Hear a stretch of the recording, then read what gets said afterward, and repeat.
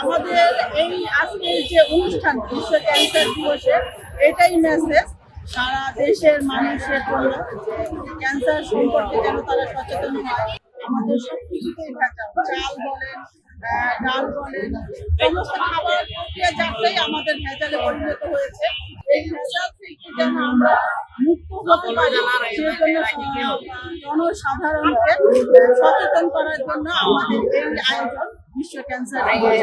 এবং হুমায়ুন স্যার ব্যক্তিগতভাবে উনি একজন ক্যান্সার পেশেন্ট, তারপরে উনি এই ক্যান্সার পেশেন্ট হওয়া সত্ত্বেও উনি সারা দেশে ক্যান্সার পেশেন্টদেরকে ছোট ছোট করে সহযোগিতা করেন সারা দেশের মানুষের সহযোগিতা করেন।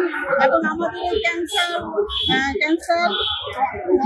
সোসাইটির মাধ্যমে হুমায়ুন স্যার এবং আমরা তারা প্রত্যেকে চাই যেন আমরা যে আমাদের যে জনসাধারণ আছে তারা যেন খাদ্যের যে বিষক্রিয়া যারা ব্যবসায়ীরা মিশাচ্ছে তারা যেন এই বিষয়ে সচেতন হয় এবং এই বিষয়গুলো মাথায় রেখে খাদ্যজাত প্রক্রিয়া করেন এবং অর্গানিকের দিকে যেন আমরা যেতে পারি।